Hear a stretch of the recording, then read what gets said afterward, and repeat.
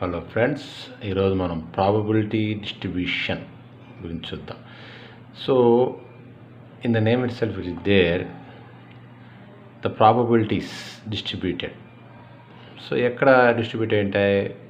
Variables, that means all possible values. So possible values ఉన్న చోటనే distribute ఉంటాయి. So it అంటే ఏంటి? It shows all the possible values, shows how probabilities are distributed among possible values of a random variables. So ఇందులో మళ్ళీ 2 types ఉంటాయి. ఇక్కడ చూడండి. So tossing 2 coins.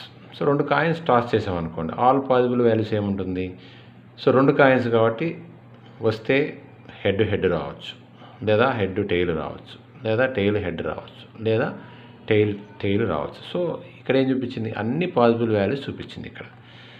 సో ఇందులో మళ్ళీ 2 టైప్స్ ఉంటాయి. డిస్క్రీట్ ప్రాబబిలిటీ అంటే కౌంటబుల్ వాల్యూస్, అలాగే కంటిన్యూస్ ప్రాబబిలిటీ. సో ఇది మెజర్మెంట్ అనమాట.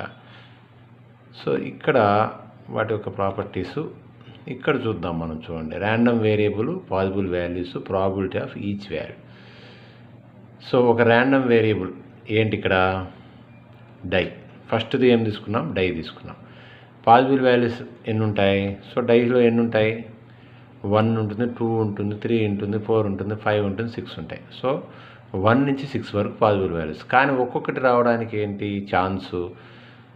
1/6. మొత్తం 6 కాబట్టి ఒక్కొక్కటి 1 రావడానికి 1/6, 2 రావడానికి 1/6, 3 రావడానికి 1/6, 4 రావడానికి 1/6, 5 రావడానికి 1/6, అట్లా 6 రావడానికి 1/6. సో ప్రాబబిలిటీ డిస్ట్రిబ్యూట్ అంటే ఒక్కొక్క దానికి 1/6 డిస్ట్రిబ్యూట్ అయింది. సో 1 to 6 ఉంటాయి, కానీ ప్రాబబిలిటీ డిస్ట్రిబ్యూషన్ అంటే 1/6.